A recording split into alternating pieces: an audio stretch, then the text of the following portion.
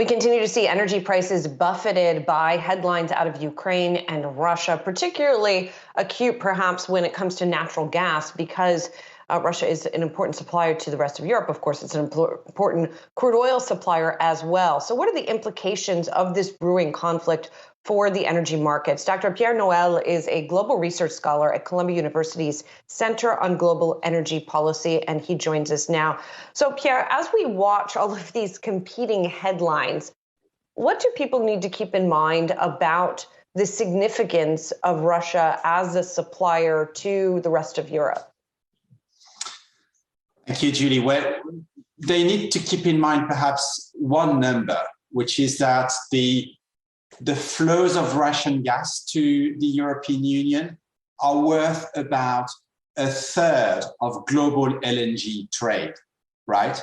So if we were to lose, if we were to have a disruption of the total supplies of Russian gas to Europe, you would have a massive transfer to the LNG market, which would trigger a global energy price spike. So you're talking about potentially the largest energy supply disruption in the history of energy markets.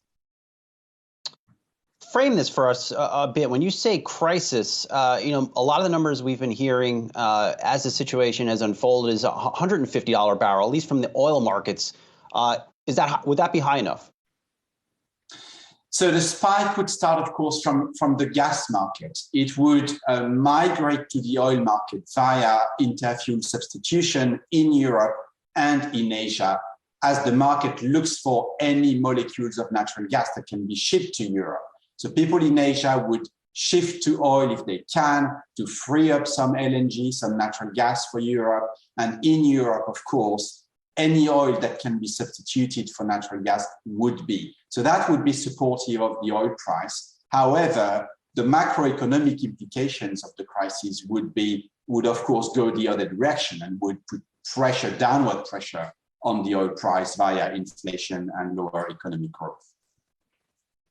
At this point, it looks like there could be sanctions imposed on Russia, right? And so it seems as though it may not be Russia cutting off the flows. It would be potentially the West that is sanctioning Russia, which would result in cutting off flows. Is that correct? Yes, and this is something that is not widely discussed and is actually overlooked completely, I think. Russia has never mentioned, ever since the start of these tensions, Russia has never mentioned or let alone threatened to cut off Europe. We've had, on the other hand, a lot of talks from the US and its closest allies pointing towards financial sanctions that would be so wide-ranging, so disruptive of the Russian financial system that perhaps European buyers of Russian gas would no longer be able to pay for it. And so you're contemplating a situation where it's not Russia that would cut off Europe, it's actually Europe that would stop buying Russian gas, including to comply with US imposed financial sanctions, which I think would be unprecedented indeed and probably conducive to significant political tensions within the West as well. So, Pierre, I'm going to put you in an unfair position then and ask you how likely you think all of this is. And I say unfair because, I mean, who can tell at this point what the outcome is going to be? But from where you sit, what do you think is most likely? Totally unfair of you, Julie, indeed.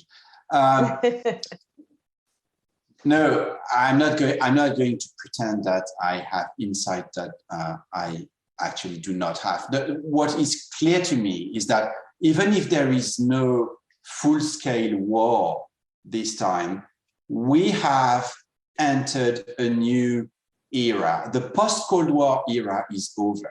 Russia has indeed launched a campaign which will not abate, a campaign to obtain new security arrangements in Europe that would accommodate their so-called red lines. The West, the US and European powers will have to decide whether they are prepared to negotiate over those red lines with Russia, or whether they prefer to enter into a state of permanent confrontation with Russia.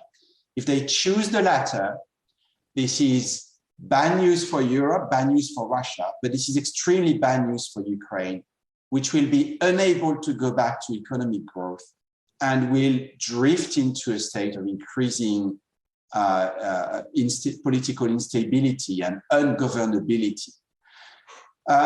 The energy implications is that if we move into a period of permanent confrontation with Russia, there is no way that the Russia-Europe gas relationship can move back to stability.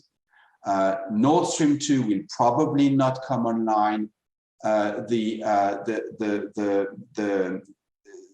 Ukrainian transit will be under permanent threat of being disrupted by a new military crisis in eastern Ukraine.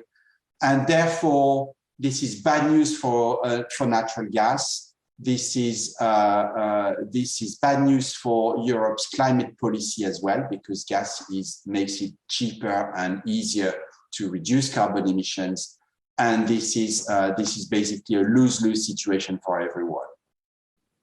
Well, hopefully the prospects of that will be enough to avoid all of it, but we shall see. Dr. Pierre Noël, Global Research Scholar at Columbia University Center on Global Energy Policy, thank you so much for joining us. Appreciate it.